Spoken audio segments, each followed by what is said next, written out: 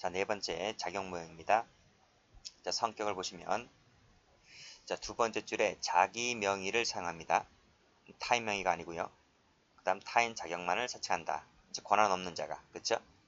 자, 여기 보시면 대리권, 대표권 없는 자가 마치 자신이 타인의 대리인, 대표자인 것처럼 자격만을 사칭하는 것을 작용 모형이라고 합니다. 자, 내용을 보시면 세 가지가 나와 있는데 그 중에서 1번만 체크.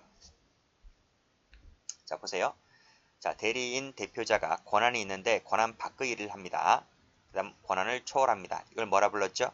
월권이라 불렀죠. 월권. 그래서 본죄가 될 수가 있어요. 자, 그러나 밑에 2번 보시면 권한이 있는 범위 내에서 권한을 남용했다. 이것은 권한이 있는 사람이기 때문에 본죄가 될 수가 있어요? 본죄가 안 되는 거예요. 기껏해야 배임죄라든지 허위 작성은 가능합니다. 자, 3번을 보시게 되면 타인 명의까지 모형하게 되면 그때는 위조가 돼요. 그쵸? 그래서 2번하고 3번을 묶어 보시게 되면 2번, 3번은 죄가 된다, 안 된다? 죄가 되지 않는다. 다른 죄가 되지만 본죄는 되지 않는다. 이런 말이에요. 1번만 됩니다. 자, 다음 판례 가보죠. 자, 다음 판례 별표 치시고 밑에 판례도 별표 쳐보시고. 자, 볼게요.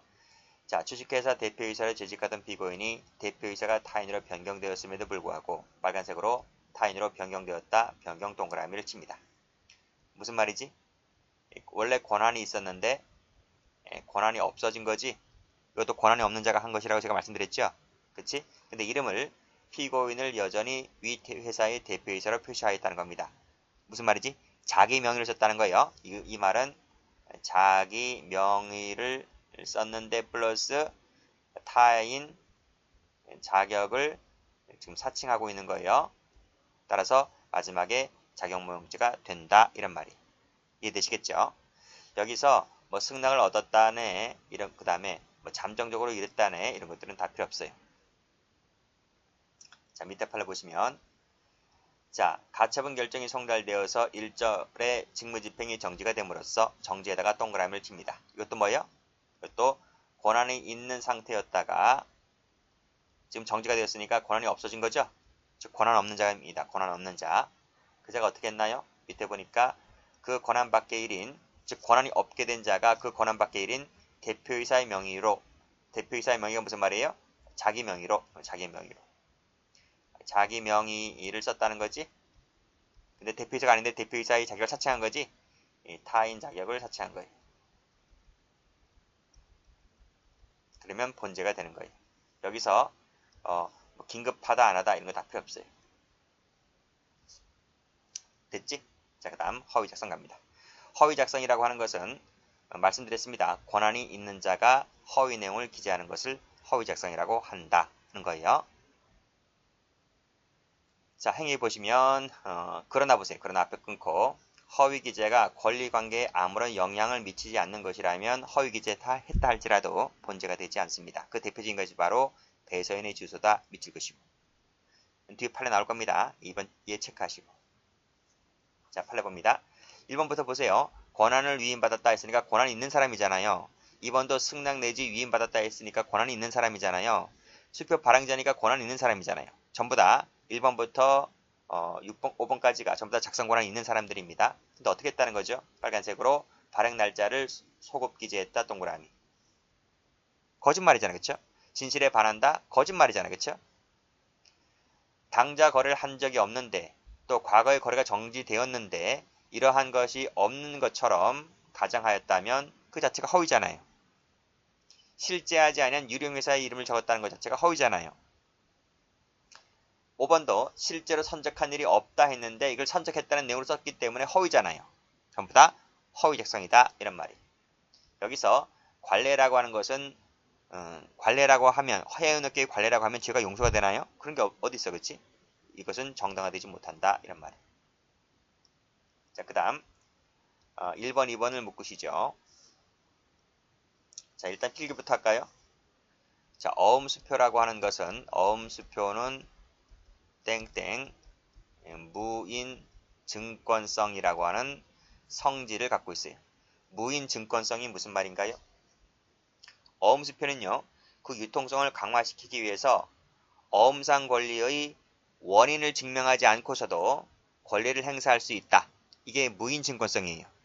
자, 우리가 보통 어음수표를 발행할 수도 있지만 그 전전 양도받을 수도 있잖아요. 전전 양도받는다 또는 매수를 해서 내가 취득할 수 있잖아요.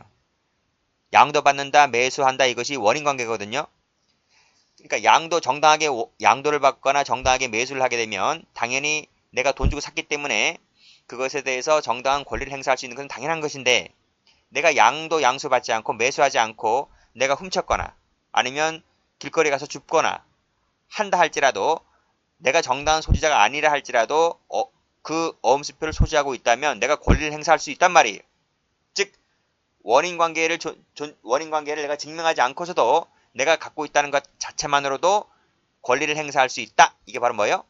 무인증권성이란 말이에요. 따라서 밑에 보시면 원인 채무관계가 존재하지 않음에도 불구하고 밑에 수표자금을 입금받지 아니한 채라 할지라도 약소금을 발행할 수 있고요. 수표를 발행할 수 있는 거예요. 왜? 무인증권성 때문에. 이것은 허위 작성이 아닌 거예요. 그렇게 정리를 해두시기 바랍니다. 자, 그 다음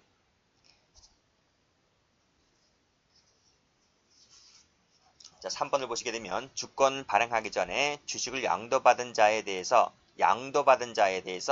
그 사람에게 주권을 발행했다 라고 하는 것이 상법상 무효일지 몰라도 이것이 실체권리관계에 부합하잖아요.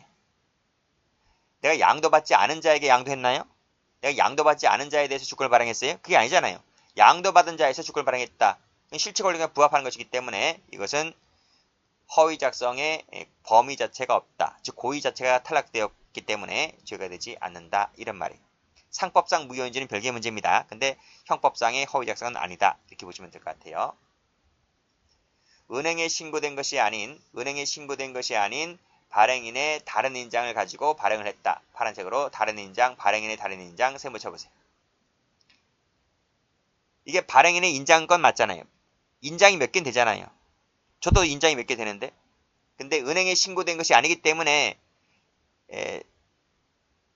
다른 인장을 가지고 돈을 청구를 하게 되면 은행은 지급 거절은 될지 몰라도 그게 허위 작성은 아니잖아요.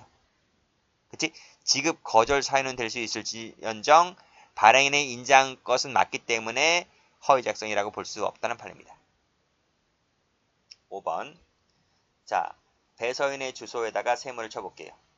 파란색으로 배서인의 주소 세모 치시고 허위 기재했다 할지라도 이 배서인의 주소라고 하는 것은 약소검상의 권리에 하등 영향을 미치지 않는 것이기 때문에 배서인의 주소를 허위로 기재했다 할지라도 본죄가 되지를 않는다는 거예요. 왜냐하면 첫 번째로 나와 있지 배서인의 주소 기재는 배서 요건이 아니기 때문에 이거를 달리 기재했다 할지라도 허위 작성죄는 되지 않는다는 판례. 됐죠?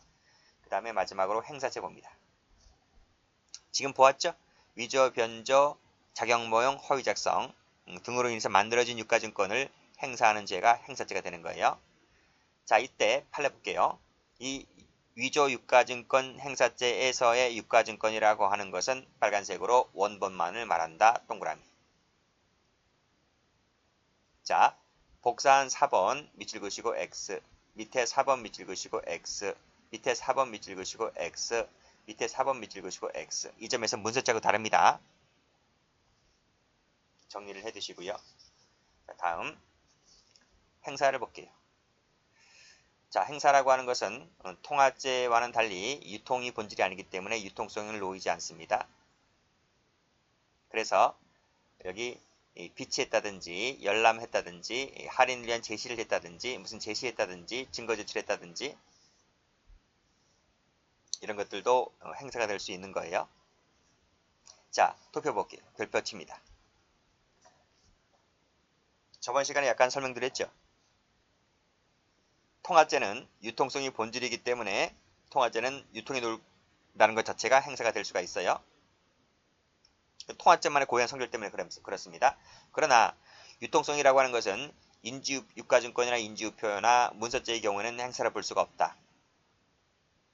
두 번째, 제시, 제출, 비치, 열람이 행사가 될 수 있을까? 통화는 유통이 본질이기 때문에 이건 행사를 볼 수가 없지만 반대로 유가증권, 인지우표, 문서는 이것을 행사로 봐요. 행사로 본다. 됐죠? 여기까지?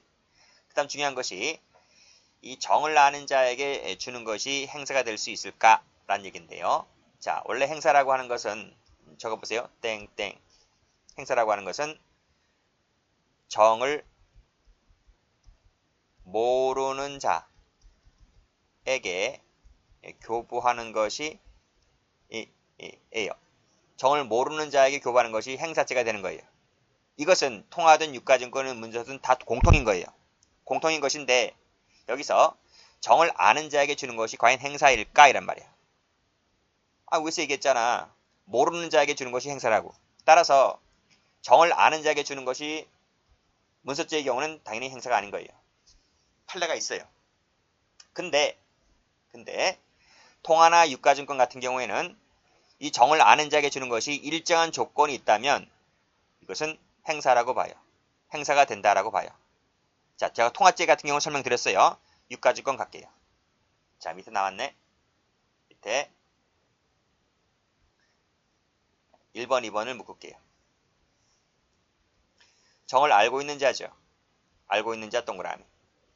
2번도 의사가 분명한 자지. 의사가 분명한 자 동그라미. 조건이 뭐라고요?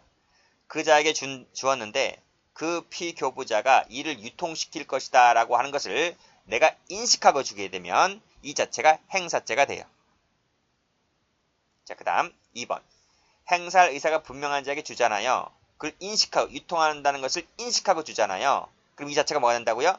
이 자체가 행사죄가 된다고요. 근데 이 친구가 진짜 그걸 받아서 이걸 행사했어요. 그러면 교부한 자도 행사죄가 되고 피교부자도 행사했으니까 행사죄가 되잖아요. 그러면 이 친구도 행사죄, 이 친구도 행사죄가 되니까 행사죄가 어떻게 되는 거예요? 공범이 된 거, 공범. 행사죄의 공범이다. 이란 말이에요. 됐죠? 자, 올라갑니다. 자, 두 번째는 정을 아는 자 속에 이 두 가지를 이렇게 묶으시고요. 공범자에게 주는 것도 행사냐 그러면 공범자에 주는 것이 행사냐? 그건 행사가 아니라고 봐요. 무슨 말인지 알겠지? 그러니까 여기서 말하는 제3자라고 하는 것은 3자라고 하는 것은 누구를 말하는 거예요? 정을 아는 자라고 하는 건 정을 아는 자라고 하는 것은 제3자를 말하는 거예요. 제3자 공범이 아닌 제3자에게 주었을 때를 말하는 거예요. 그치? 자, 판례 보시면 자, 마지막 줄 1번 판례 보시면 서로 공모관계에 있다, 공범관계에 있다라고 했을 때는 그들 사이 같은 경우는 아직 범인들 수중하에 있다고 보는 것이지 제3자에게 넘어간 것이 아니기 때문에 아직까지는 행사라고 볼 수가 없다는 판례입니다. 됐죠? 자, 문서죄도 똑같은 판례 나오고 있고요. 통화죄는 그런 판례가 없기 때문에 제가 이렇게 거버렸어요. 그리고 방금 위에서 봤죠? 페이지에서 봤지? 행사라고 하는 것은 원본을 행사하는 것을 말한다. 복사사본은 사본은 포함되지 않는다. 따라서 도표를 보시게 되면 복사본 제시 나와 있지? 유가증권은 행사가 아니라고 봅니다. 그러나 문서죄 가면 이것을 행사라고 봐요. 이 도표를 외우셔야 돼요. 이 도표 한 장에 판례 10개 이상 들어가 있어요. 자, 그 다음 밑에 3번 판례 볼게요. 당첨이 된 손님들에게 위조 상품권을 직접 교부하는 것이 아니라 직접 교부해도 행사는 되는 거예요. 직접 교부해도 행사는 돼요. 직접 교부한 것이 아니라 미리 오락기에 일련 번호가 모두 같은 위조된 상품권을 여러 장 투입해 두었고 빨간색으로 위조 밑줄 그으시고 상품권을 투입해 놓는 것도 뭐가 된다? 이것도 행사가 된다. 이런 말이에요. 결국 오락기 이용자가 당첨이 되면 오락기에서 자동으로 그 당첨 액수에 상응하는 상품권이 배출되도록 하였잖아요. 그럴 목적으로 이게 투입해 둔 거 아니겠습니까? 그러니까 오락기에 위조 상품권을 투입하는 것도 행사가 된다는 판례입니다. 자, 다음 판례입니다. 자, 1번은 출제가 아주 많이 된 판례인데 별표 치시고 자, 옆에 보면 서로 유가증권 위조를 공모했거나 그래서 교부자와 피교부자는 공범관계입니다. 그래서 공모세모, 공범세모. 그래서 밑에도 나와 있죠. 아직까지는 범인들 수중에 있다라고 보기 때문에 행사되었다라고 보지 않는다는 것이 판례입니다. 그 사례가 2번인데 최근에는 2번도 출제가 된 적이 있거든요.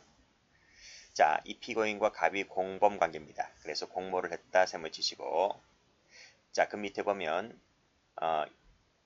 그 위조 사실을 모르는 병이 함께 있는 자리에서 그랬어요. 즉 병은 몰라요. 이 병이 제3자입니다. 이 둘은 공범이고요. 이때 갑은 위조된 자기합수표를 봉투에서 꺼내거나 병에게 보여주지도 않았다 했잖아요. 자, 병에게 꺼내거나 병에게 보여주지도 않았다. 밑에 보면 병의 면전에서 주고받았다는 거죠. 주고받았을 뿐이지 보여주지 않았습니다. 그리고 밑에 보면 이 을이나 갑에게 위수표를 교부했다는 말은 이 공범끼리 주고받았다는 것이고 제3자인 병에게는 보여주지도 않았기 때문에 이것은 행사라고 보지는 않는다 이 뜻입니다. 됐죠? 그 사례가 바로 올라가 보면 아직까지는 범인들 수중에 있다라고 보기 때문에 제3자에게 보여주지 않은 것은 행사라고 볼 수 없다는 것이 판례입니다. 자, 그 밑에도 보면 복사본 증거 제출은 복사본 제시는 행사라고 보지 않는다 그랬습니다. 자, 그래서 색깔 칠할게요. 이런 키워드가 나오면 이런 키워드 나오죠? 그러면 행사죄가 되지 않습니다. 자, 이제 유가증권은 끝났고 인지우표를 볼게요. 인지우표. 인지우표를 볼 텐데 노트표 볼까요? 노트 149페이지. 말씀드렸지? 행사죄로 끝나는 것은 목적범이 아니다.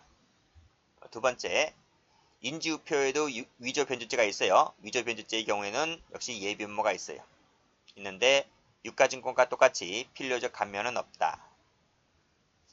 근데 인지우표는 위조 변조밖에 없어요. 작용모형 없어요. 그 다음에 말씀드렸듯이 소인 말소죄 같은 경우에는 미수가 없다. 말씀드렸고요. 다시 교재로 옵니다. 쭉 보세요. 쭉 보시면 돼요. 자, 판례 볼게요. 판례 보시게 되면 2번이 불표죠. 2번이 불표다. 정을 알고 있는 자에게 알고 있는 자 동그라미 치시고 사용할 것이라고 인식하고 주잖아요. 그럼 뭐가 돼요? 행사죄가 되는 거예요. 행사할 목적이 있다? 행사죄가 된다고요. 맞지? 자, 그 다음. 자, 여기서 말하는 행사죄라고 하는 때 행사라고 하는 것은 납부용 밑줄 동그라미 1번, 매매에다가 동그라미 2번. 납부용도 되고 우표 수집 대상으로서 매매도 행사라고 본다. 그래서 1번은 되고 2번은 안 된다고 하면 틀립니다. 다음 페이지 보시면 소인 말소죄 나와 있지? 소인 말소죄 같은 경우에 마지막 줄에 CF 요거 밑줄 쫙으세요. 미수가 없다는 거 기출된 적이 있습니다. 기출 2번 됐어요. 경찰 시험에서. 일단 나머지는 됐고 그 다음에 마지막으로 예비문제 나와 있네요. 예비문제 볼까요? 자, 214와 215조가 뭔가 하면 이것이 위조, 변조, 작용 모형이에요. 그 다음에 218조 1항이 인지우표 있지, 인지우표. 인지우표와 관련된 위조 변조죄예요. 여긴 작용 모형 없다 그랬어요. 그치? 그래서 이 경우에는 예비무죄를 처벌한다고 했는데 단서가 없잖아요. 단서가. 즉 뭐가 없어요? 필요적 감면이라고 하는 것이 지금 없어요. 그래서 도표를 보니까 통화죄 같은 경우에는 예비음모가 전부 있고 필요적 감면도 있는데 유가증권 인지우표 같은 경우에는 예비음모만 있고 필요적 감면은 없더라. 이렇게 됐습니까? 자, 문서죄하고 인장 이 두 가지는 예비음모 자체가 없어요. 예비음모 자체가 없기 때문에 필요적 감면도 없는 거예요. 됐지? 여기까지 합니다.